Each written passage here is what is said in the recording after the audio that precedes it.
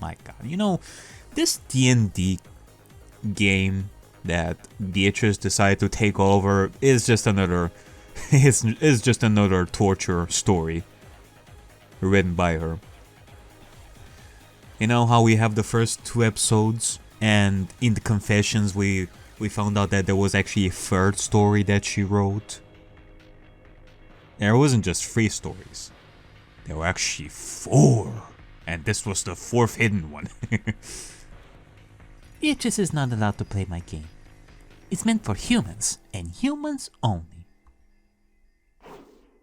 George and Maria will never make it. Even if they do, you'd still better join them to get a full victory. If they don't, you're screwed. Your decision never to accept my challenge is only compatible with the worst possible scenario for you. What you gonna do, Batora? How do we get to this point? Went so smoothly for the first 4 rounds, and we never really were in any serious danger. Yeah, there is a huge gap between those first 2 trials and this one. Hell, this is like a final kind of serious trial. Like, what is there for the next trials? Like, this feels like a very important trial. We had the victory just in front of our eyes. Damn. I practically knew the answer to the previous problem. And then suddenly it's all screwed up. Erika, Chiska and Delano are gone. Maria and George are goners. What the hell am I supposed to do?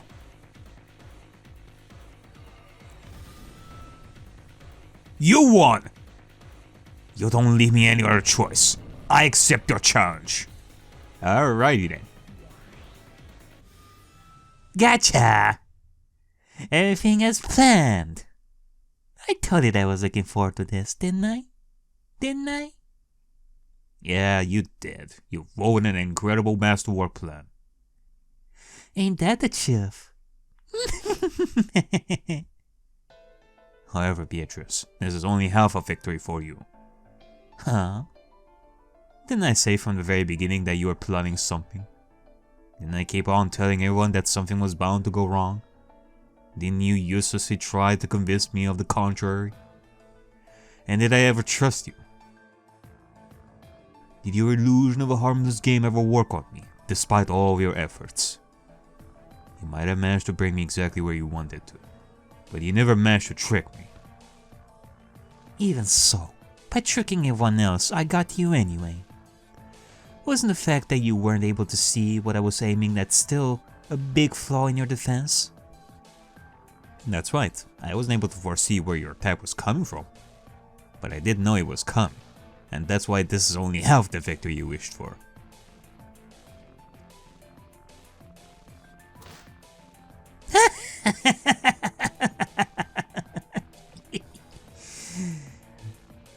That's you. That's so like you. The more they throw you down, the more you raise up. Even on the wake of your total defeat, you still stand victorious in front of me. Beatrice, you might have won a battle, but it's time for my comeback now. I'll crush whatever riddle you've prepared for me, and I'll take everyone back. Try that if you wish. I'll soon enjoy the view of your face crushed by despair. Are you done yet? Yeah, this no longer feels like a D&D game anymore. Can we go back to the game? Yes? Balor. Eddie! Sorry guys, I've been a total idiot so far. I should have joined the battle a lot earlier. It's alright. What matters is that you're with us now, and they are ready to win. You know...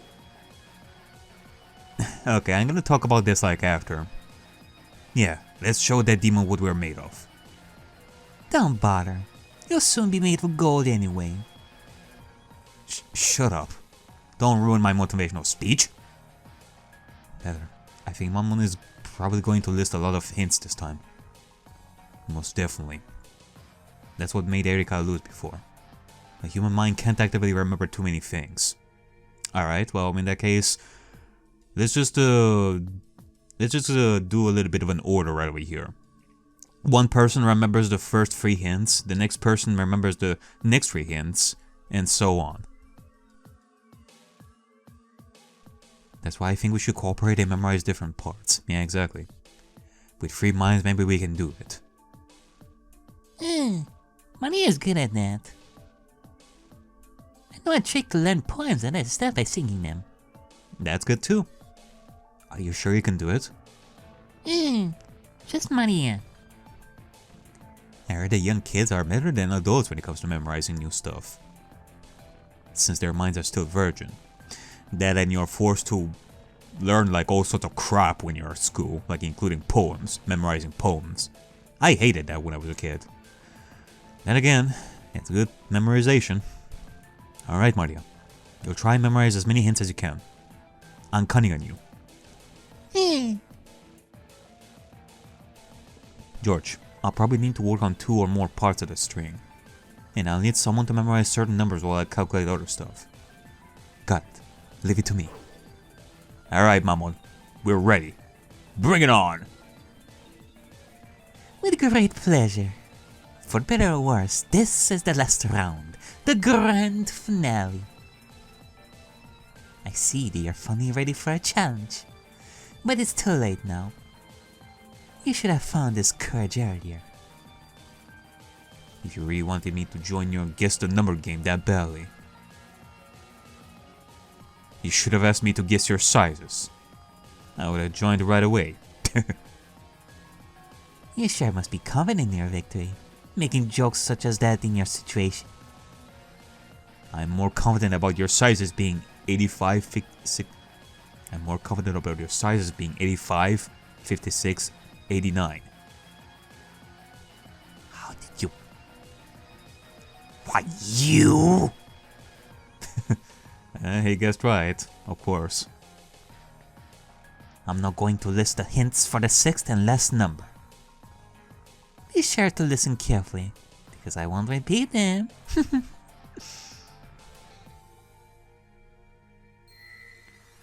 The sum of the first and last digits is 9. The sum of the second and the 7th digit is 9. The sum of the first 4 digits is 13. The sum of the last 4 digits is 13. Among the central 4, there are only 2 different numbers. Only one number can be found more than once. There are 4 consecutive digits whose sum is 9. Among the first 4 digits, none is higher than 7. Jesus Christ. Yeah, I'm not even gonna try this. It's all on you guys. Good luck. There are a lot fewer hints than expected. It's even less than before. That's a good thing. Maria is repeating them as we speak. I don't think we'll need to worry about missing one of them. Yeah. Maria is memorizing them as if it's a chant. Like, she does it in a sing-along kind of way. Still, these hints are very cruel. Most of them involve the sum of 4 digits. The number of possible combinations is by far higher than in the case of a sum of 2 digits, like in previous rounds. But we do have 2 hints involving the sum of 2 digits. Those aren't helping that much. The sum is 9. And among the 2-digit sum is the one with the most possible combinations. Basically everything from 0 plus 9 to 9 plus 0 works. All that I can get from these 2 hints is that once I knew the first 2 digits, I also know the last 2. Or the other way around. However, the first 2 digits could be anything from 00 to 99. In other words, there's 100 options. And there must be a hint that can lower them. Maria, can you list the hints not involving sums? Among the central 4, there are only 2 different numbers. Only one number can be found more than once. Among the first 4 digits, none is higher than 7. There. The last one is very useful. Since none of the first 2 digits can be an 8 or 9, I can lower the possibilities from 100 to 64. Alright, this is getting exciting. Well done, Balor! Now only have 64 options for 4 of the 8 digits instead of 10,000. But that's still too much. There's no way I can visualize 64 quadruplets and apply the other hands on that whole lot. If only we had Jessica with us. Then let's put this aside for now, and let's reason about the rest. Ooh. Visualization. If you think it this way, maybe you can find some clue to get closer to the solution. The sum of the central 4 is 8. I don't remember that hint. That one is something I added. The sum of the external pairs is 9 plus 9 equals 18, right? And the sum of all the 8 digits is 13 plus 13 equals 26. Therefore, the sum of the central 4 must be 26 minus 18. In other words, 8. Oh, okay, that's nice. Outstanding. This will definitely help. Good job, Ariakey. So, can you put this together to get the value of one of the digits? Alright, come on. No, it's useless. Sensen Dameda. I don't think I can use mathematical formula to solve this one. Even if there is a way to calculate the solution, it's not something that I know. By the way, Ariakey, you're probably better than me in math. Can you think of something? Okay, well, while George is thinking of this, Balor, you probably should remember like this combination, like visualize this formula, like the strings. It's probably like George is thinking of the math, Balor is memorizing like the combination, and Maria is memorizing like the hints. I think it's... Nope. This is too difficult to calculate in my mind. Just as I thought. I think I'll forget about math and rely on my logic alone. But there's that other hint. There are 4 consecutive digits whose sum is 9. Well, there are only 5 possible consecutive quadruplets in an 8-digit string. And I already know the sum of 3 of them. Okay. This leaves me with 2 options. But which one is the right one? This hint is even crueler than the rest. I don't think it will be of any use until the very end. Then I think I should focus on the 4 central digits. We have already restricted the external pairs values to 64 possibilities. If you can limit the values of the 4 central digits, we can then cross them all together to further reduce their number. 8 is a relatively low value for a sum of 4 digits. There shouldn't be too many possible combinations. It's not like I didn't think about that already. However, there are a lot more combinations than you may think. 1214, 5210, 3311, 4400, 3212, just to mention a few, and all of them can be arranged in several different ways.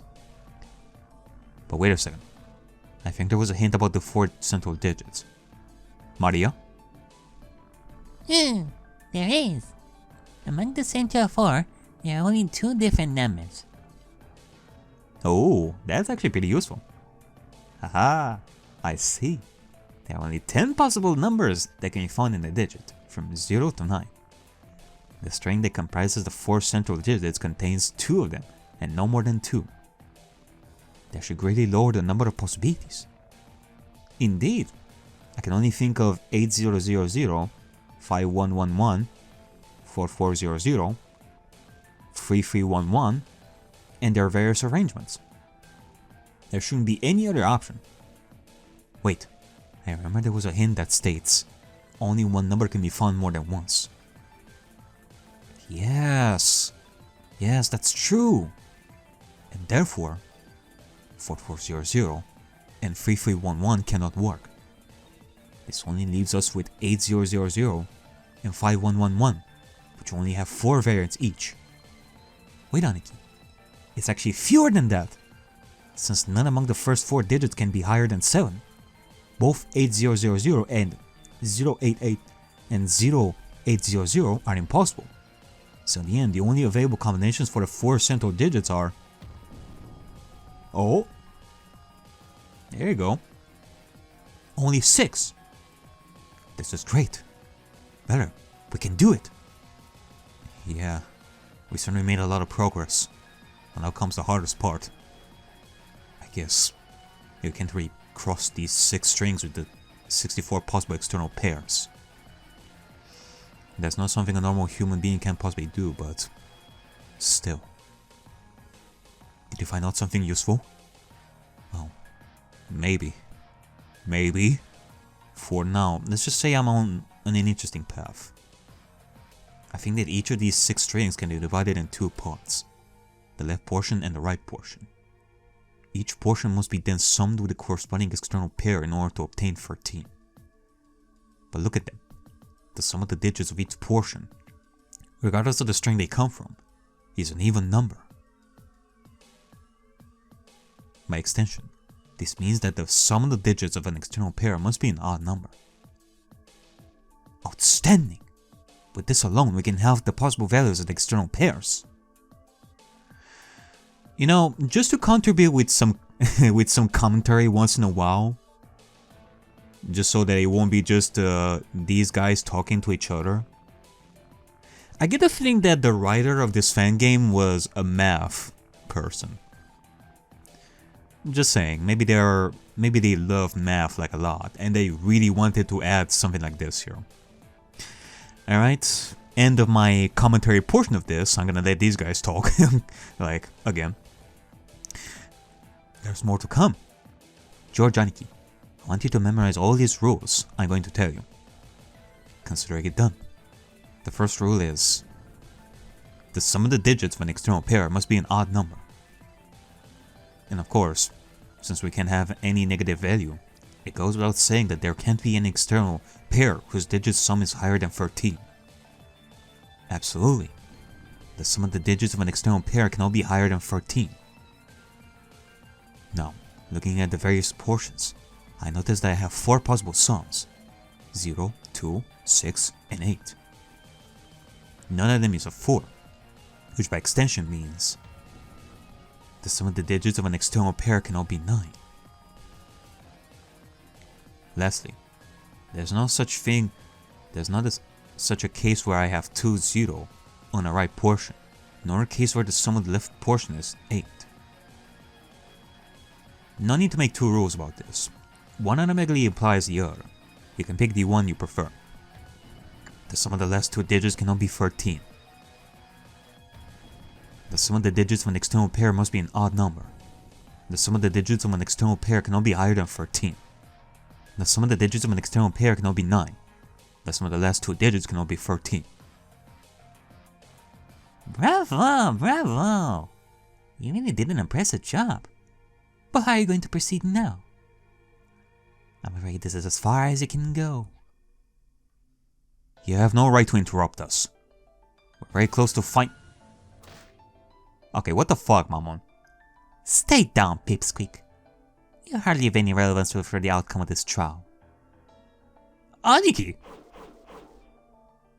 Oh gosh, she's trying to distract us. She's trying to make us forget. Well, all you found out up to this point was no real surprise. But this is a game over now. In order to make use of your findings, you need to imagine the whole grid of the 64 possible external pairs, and then proceed to eliminate those who cannot fit with the hints and the rows. It goes without saying that this is a test that cannot be performed by a normal human mind. Well, maybe it is possible if you weren't to interrupt us. If you are allowed to write the various strings on a piece of paper, this will be a trivial matter to solve. But the rules of this trial forbid that. Are you finally aware of the predicament you find yourself in? Have you realized at last where the trick you tried so hard to find lies? It's the limit of the human mind. Even if initially this trial can seem so easy and trivial, you just need to add a few digits to exploit the limits of a mortal's brain. You humans are so funny. You can only keep in mind 5 or 7 numbers. Then you become totally hopeless. As if you were retarded or something. Shut up. You humans might have limits, as you say. But we have the power to overcome them when we try our best. Yeah, that's right. Oh, really? Then do it! Show me how you can visualize 64 quadruplets with your inferior brain power. You can't, right? You can't. Then die. Is this helpful? Maybe your little gray cells can benefit from the extra blood flow. Damn you!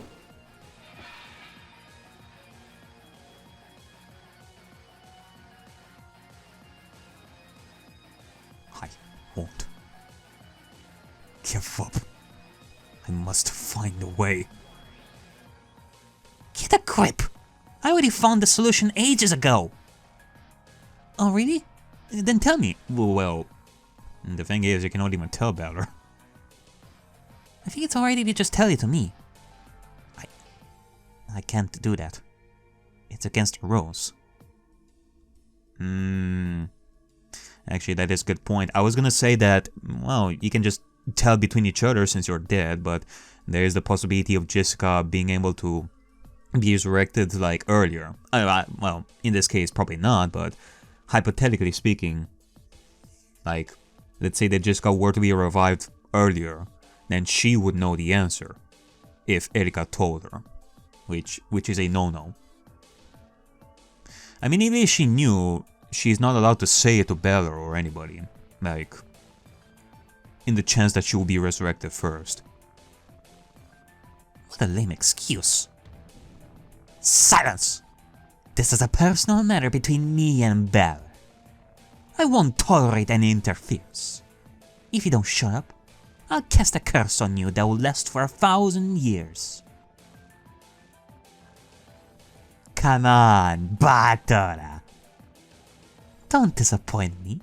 Show me how you hopelessly struggle till the very end. I need to focus. I need to visualize the 64 external pairs. If I try hard enough, maybe I can do it. I believe you do, Battler. Come on.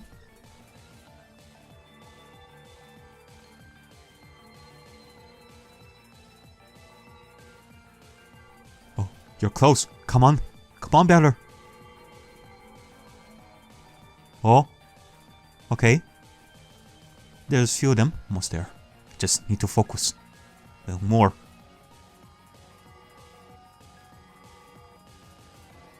Holy fucking shit.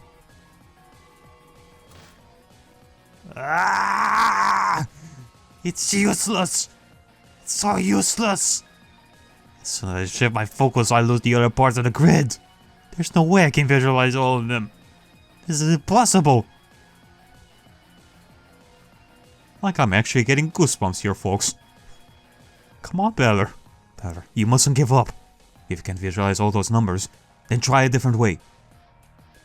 If you think about them in a different shape, arrangement, or context, maybe you'll be able to see them. Like, there must be like some sort of pattern that can make you memorize them easier. Like,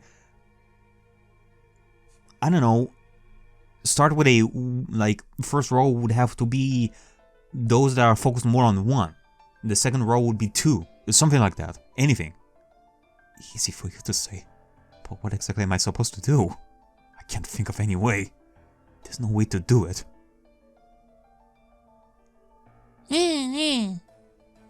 Maria's doing her best. All this time Maria has been repeating the hints over and over. Always and always. You're doing great, sweetie. You're doing great. Come on. So Bella cannot give up. Maria's doing her best. Bella must do his best too. Sorry, Maria. I'm trying. I'm trying.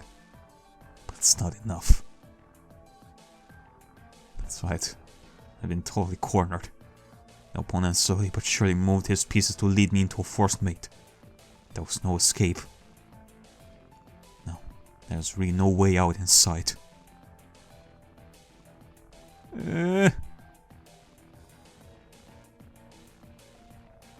Batter, have you forgotten already? think I've explained to you many times what you need to do in cases such as this one.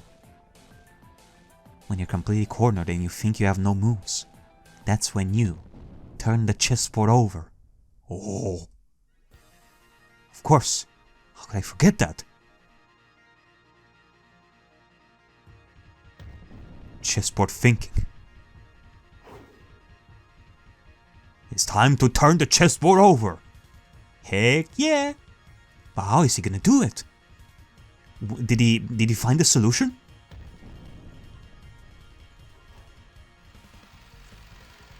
Oh. Literal chessboard turning, ladies and gents. Oh yeah. No, wait. You're doing it wrong. Yeah, you're supposed to do it like spin it left to right or right to left, not up or down. Shut up. But Begone! I need to focus here. You'll soon see the power of my chessboard thinking. Oh!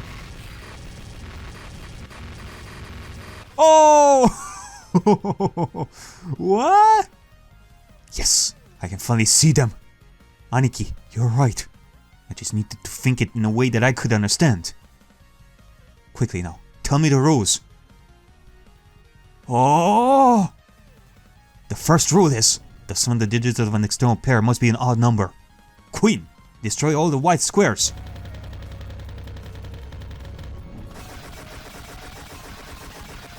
Oh my god! Next, the sum of the digits of an external pair cannot be higher than 14.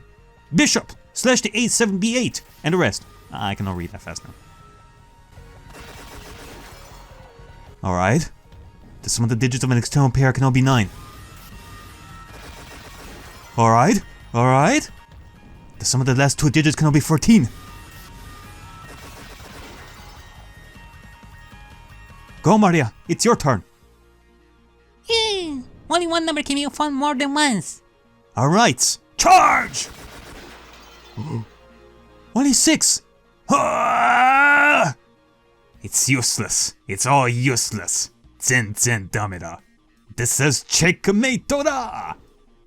Maria, give it a finishing blow.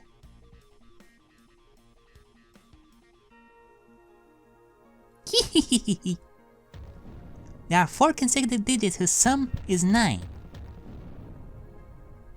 Yes, this is it. This is the number. Everyone, let's say it all together. Ah!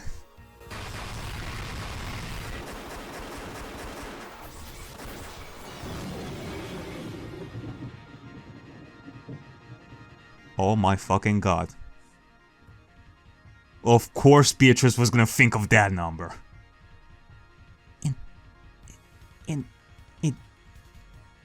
Inconceivable!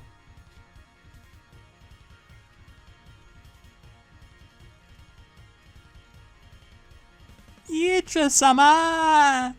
Forgive me! 1 in a quadrillion, baby. 1 in a quadrillion.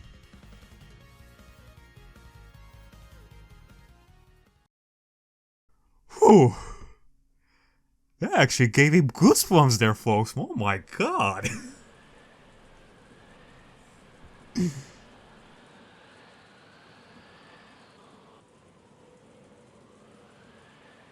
Good job, man. You know, visual novels have such an interesting and exciting ways to make the action like so epic. By just pointing your fingers at each other and solving mysteries, like murder mysteries. This Fangame made a fucking math problem. Epic. Jesus.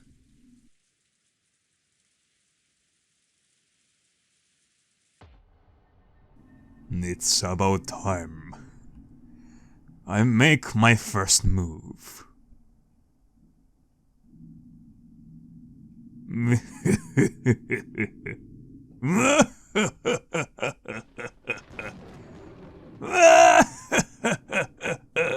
Oh, desire! Fire! Father! Father, please answer, Father. Father, please open this door. Oto-san. I just don't get a break. Father! The usual Kinzo experience. Hooray! I knew you could do it, Beller. You did it. That was awesome. Jesus freaking Christ. Okay. Now I'm allowed to say it. Like, if there is one thing that I wanted to see a lot more in the Umineko like main story, it would be for the cousins like to work together. Because ever since the first episode, you felt like a certain level of unity with the cousins. Like you wanted to see them interact with each other like a lot, which we did in like when things were peaceful and such. But we didn't get to see them in action like during the main story and such. It was mostly Beller who was fighting against like the higher plane witches and demons and such, and trying to understand Beatrice.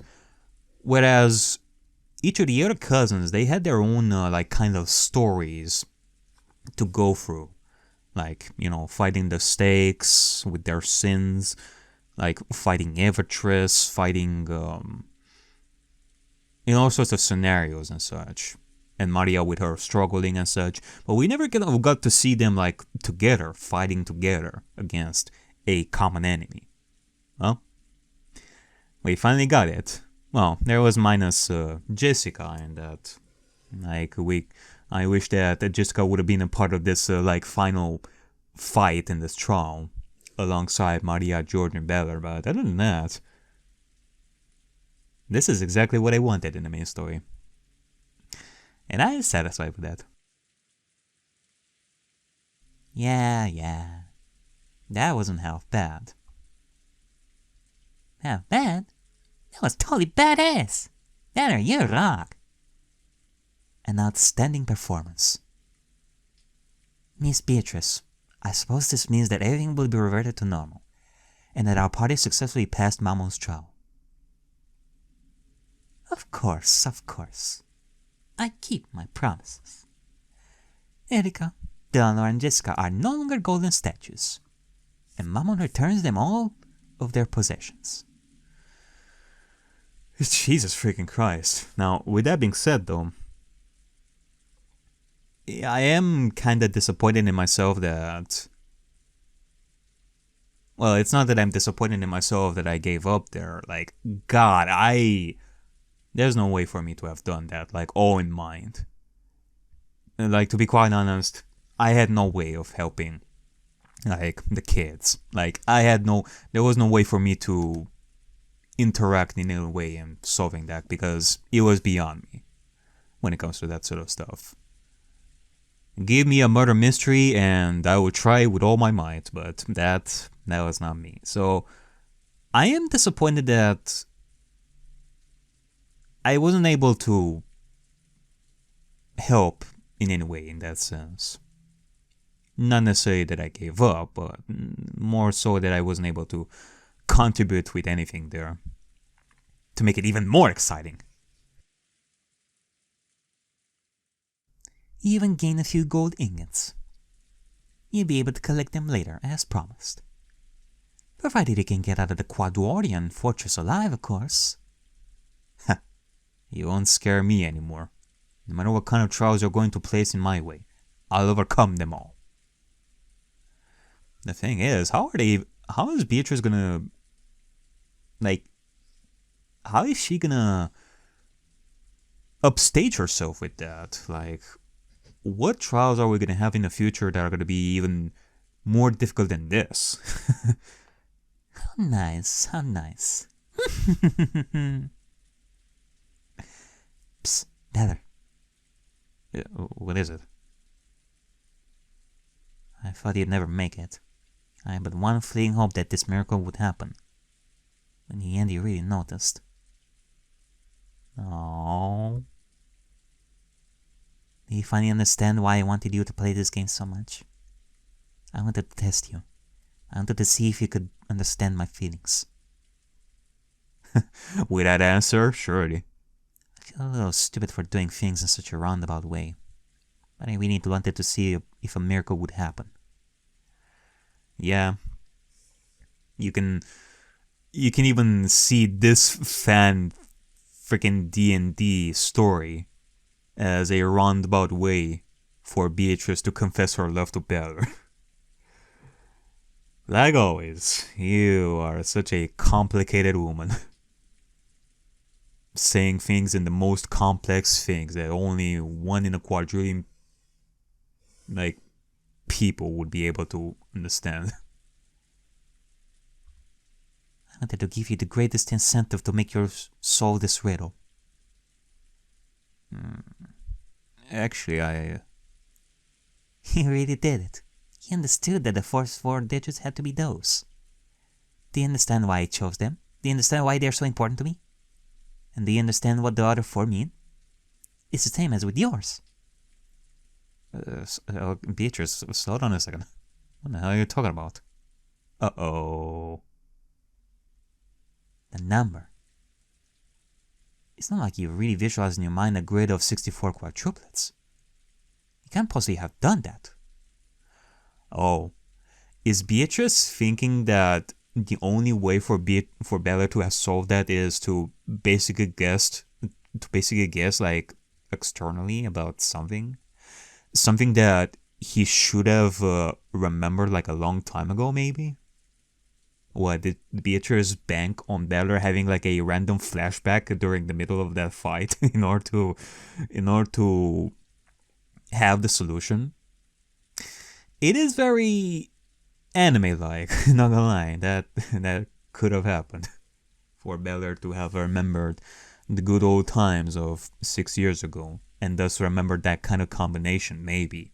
And that way, he could have solved that last round without having to visualize all 64 quadruplets. Oh my god.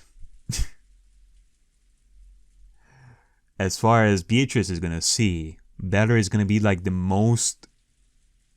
biggest idiot in the world. Bella went through all that effort that he didn't even have to in Beatrice's eyes. He could have just guessed that number that he also cherished, possibly. I don't know, like a long time ago. But instead he went the hardest way imaginable. Of course I did. How else was I supposed to find that 8-digit string on my first try?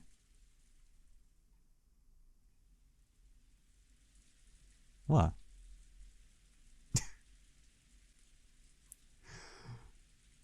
And this is it, Valor. You finally broke her.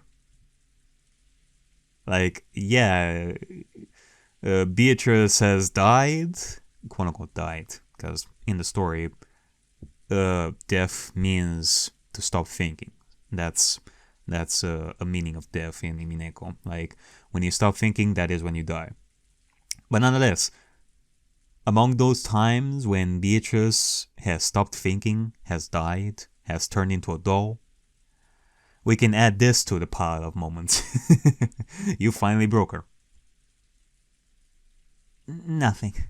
Forget everything I said. Hey, you two. What's all that whispering?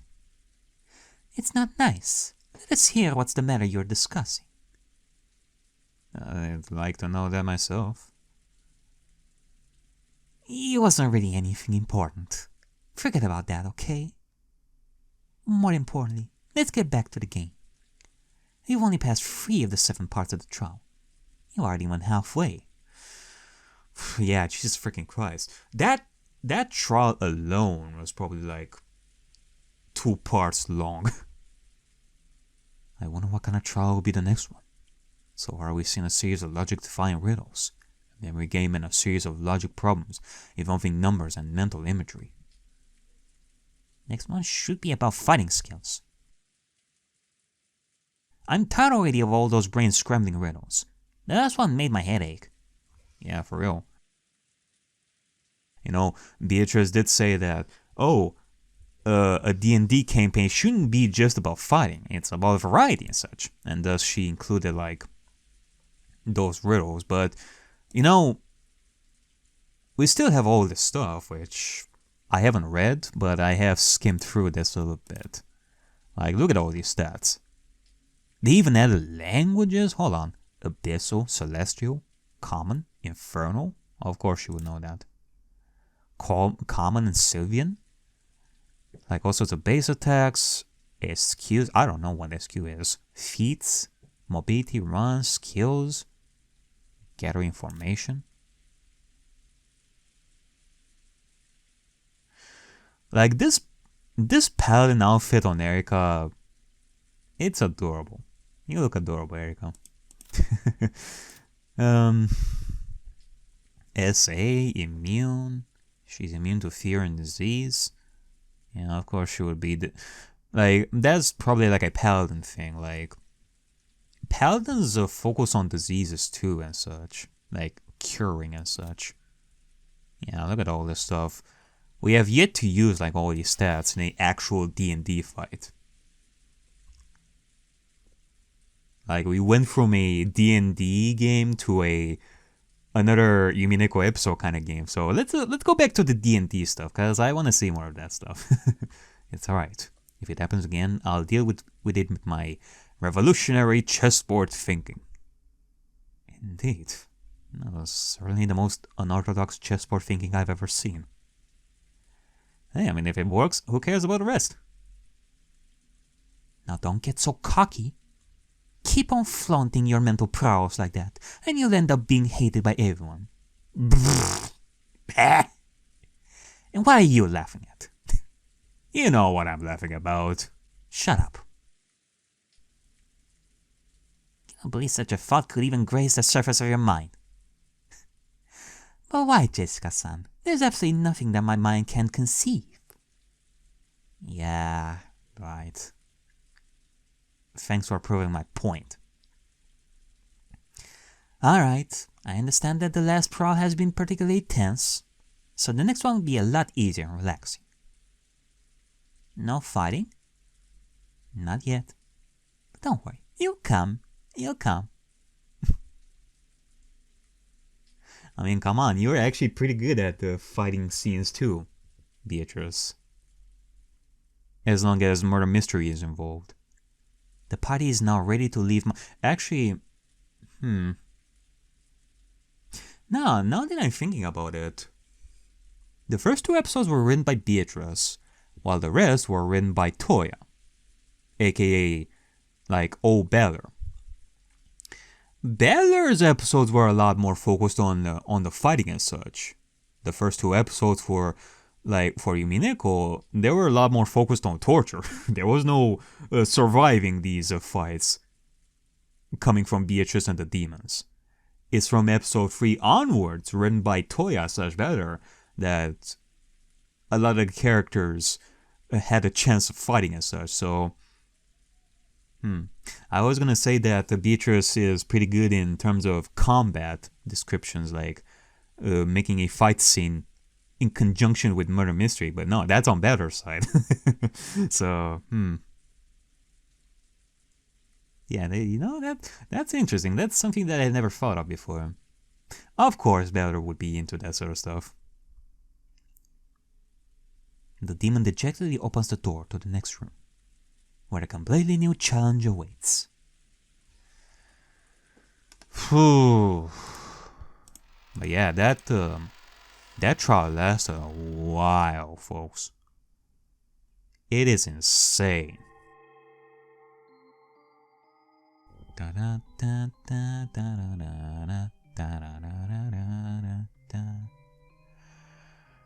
Okay, this time it's a parlor.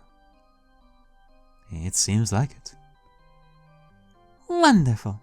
I guess the next demon is going to offer us a cup of tea. Alright, well, let's see. Who is older than Mammon? Was it... Okay, Belphegor. I am deeply sorry.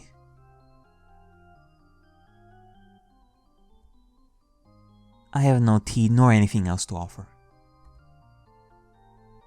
Beelzebub took anything that was edible to her magic kitchen. You can, however, take a seat and relax. Please, feel free to stay in my domain as long as you desire. But where are my manners? I completely forgot to introduce myself properly.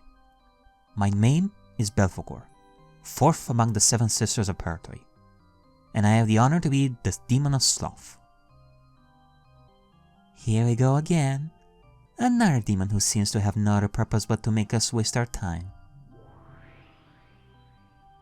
I understand that you are in a hurry, but it is my duty to make this trial as much comfortable as I can.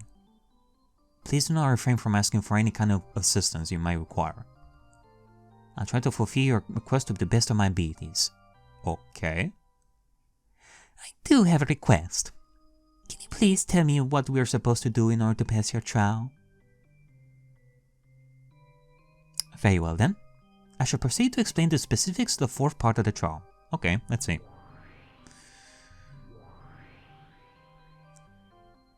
If I can have your attention, please. Take a look at the 2 doors you can see at the other end of this parlor.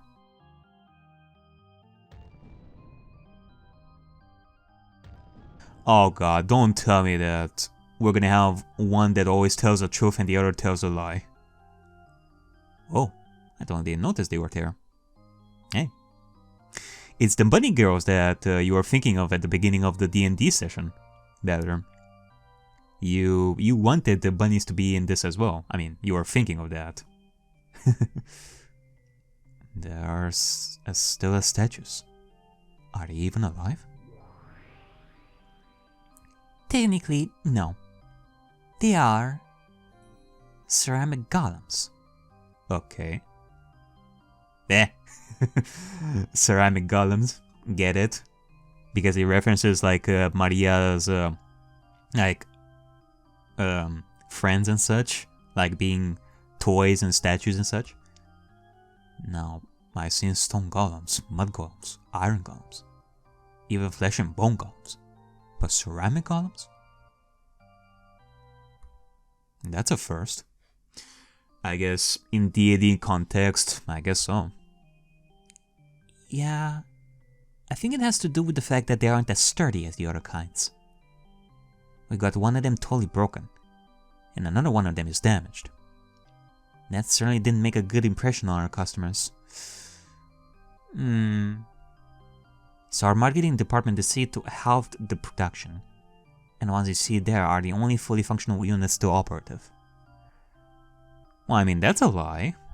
There are like other chisters besides the 4 of them. No way. Ceramic golems turn out to be fragile. I would never have guessed in a million years. Indeed, I really can't understand why. Are you serious? Hey, I think I just got a wonderful idea for our next product line. Glass golems. Ooh, that sounds interesting. I'll make sure to relate this suggestion to our development team. Okay, this has gone too far. It doesn't even sound funny anymore, so can you please resume the trial explanation? Oh, right. Sorry, I digressed.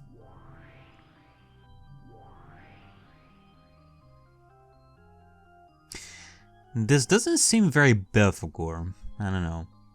Seems like a bit of a different characterization.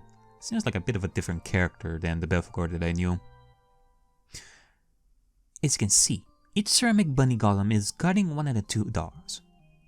Other than the way you came from, these 2 doors are the only exits from this room. In order to pass this trial, you only need to cross the right one.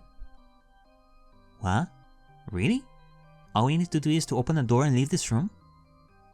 Yes, you understood it correctly. That's basically all you need to do. I'm not falling for this one again. Where's the catch? I think I already know where the problem lies. There are 2 doors. Belphegor, let me guess. one of the two doors leads to the next trial, and the other one leads to certain death. What? How did you know? But wait, the wrong door doesn't lead to certain death. It just leads to a terrible curse. Okay, well, in any case, we must make sure to avoid that at all costs. Yeah, this is almost trial all over again. Apparently harmless and easy, then you get one person cursed and we're all screwed. Hey, don't jump to conclusions. Momon always overdoes things. She cannot be happy unless she gets the best part of everything. My trial isn't so complicated and bothersome. I don't want my guests to overexert themselves. So your trial just entails choosing between two doors? You get a 50% chance to win and a 50% chance to lose, and that's all there is to do? That has to be the laziest trial ever. It is very Dungeons & Dragons though. Oh, that's exactly how I planned it to be originally. But then Beatrice-sama told me that it wasn't acceptable, and she made me change a few things. My god, like Beatrice can be such a softie when things are pushed to a limit. And just like in the main story. I'm really very sorry about that. It's not my fault. I don't think you should worry about that. Anything is better than your lame original plan. So, what exactly did Beatrice make you change? Well, for one, Beatrice-sama didn't like the total lack of control over the outcome. She said that a real trial is supposed to test some kind of skill. Nah. Really? Where is this sarcastic side of you coming from, Ariakey? Apparently. And testing one's luck isn't good enough for a real trial. I am overwhelmed by Beatrice's sheer wisdom. That, however, means that in order to pass the trial, you have to work for it. Unfortunately, there's no way to get around that. But it's really not a big hassle. Just a little. Yeah, okay, whatever. What do we need to do? The two ceramic bunny golems that are guarding the doors were given two different particular programs. One can only tell the truth, the other can only tell a lie. Alright, well there you have it. Let's see. Like, it has been a while since I've done something like this. Do you remember that episode of Samurai Jack with the two, like, headed beasts? Like, the beast with the two heads that has that exact same thing?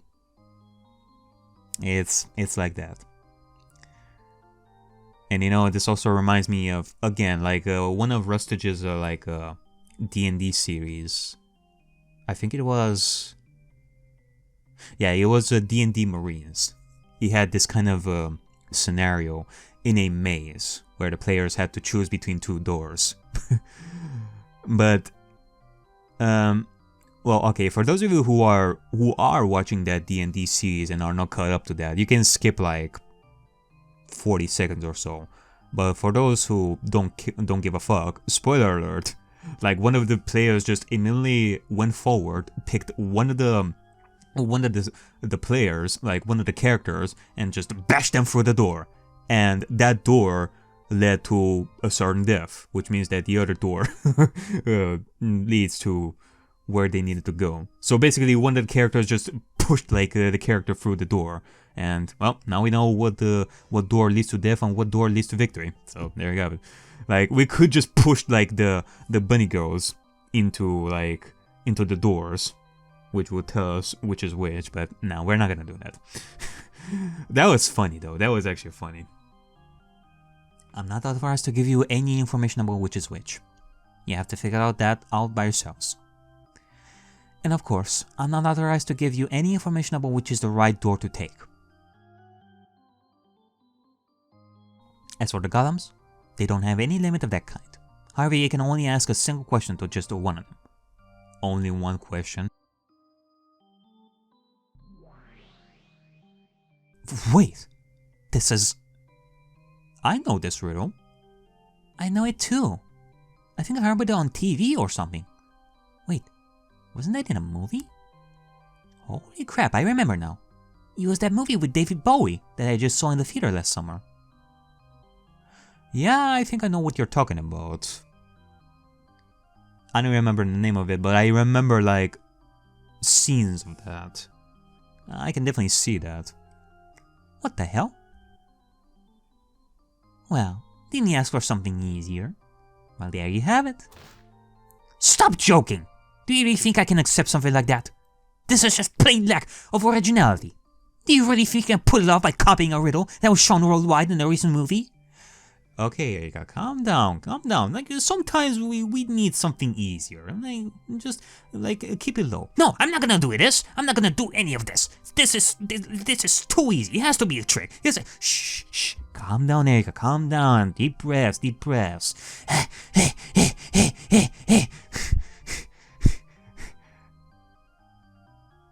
Are you good? No, fuck that! Okay, let's not exaggerate. I heard that movie was a real flop. I even watched it. Was it a flop? I heard that it's like, well loved by people. I mean, then again, it's that case of a film not doing great like at first, but now it becomes like a cultural thing. I don't know if that David Bowie movie is to that level. I don't know. I watched like a review of it like years ago. I just heard about the riddle from someone who did. Well, that's my point. Even if only a few watched the movie itself, the riddle spread throughout the whole world. So everyone knows how to solve it already. I don't know how to solve it, I don't remember.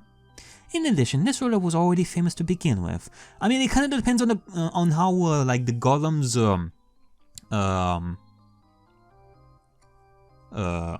do like the questioning and how they talk. Like, there is a variety to it. It's not as if there is a certain pattern that you have to follow in order to know the solution. Unless there is. I don't know. Maria doesn't know.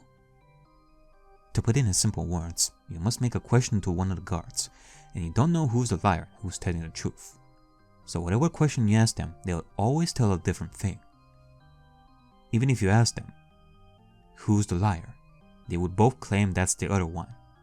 Unless there is a specific question that you would have to put in order to get like the right answer, or the easiest answer to this one. Whatever they say, whoever says it, you cannot possibly know what's the truth and what's the lie. Oh, wait a second. Put the right question, huh? Alright.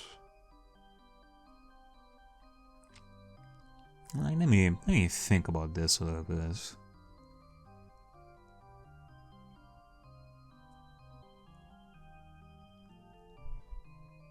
But here's the trick. If I can find a question that will be answered the same way regardless of the guard, then you can know what's the true and what's what's false. Yeah, exactly. How? A truth is a truth. A lie is a lie. That's right. Normally there's no way a liar and a truth teller would say the very same thing. But there is a way to do it, and the solution of this riddle is all about finding that way. And by the way, have you noticed? A red guard and a blue guard. See it again, this is totally copied from that movie. I cannot fucking believe it. I am molding right over here. I'm the guy. Calm down, Erika, Jesus. I get the feeling that her being turned to gold has made the blood rush to her head like a lot faster. And like it's more effervescent, it's burning hot. Oh, it's true. But what does that mean? One tells lies, one tells truths. One's red and the other's blue.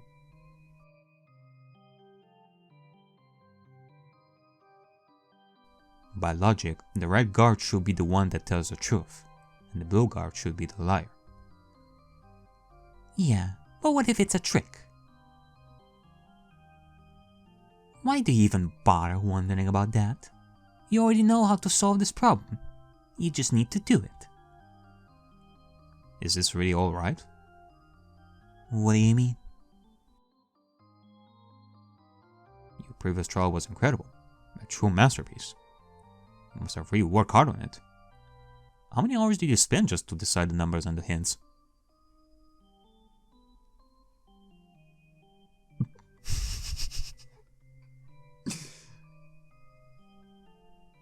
One second, maybe? Okay, well, she had to think about the hints, so that surely would have taken a lot of time. Like, she had the solution, she had the number in mind, it's just that she had to create, like, the hints, like, around that number. I really showed the love you put into your game mastering. But now you're just being lazy, as if you don't even care anymore.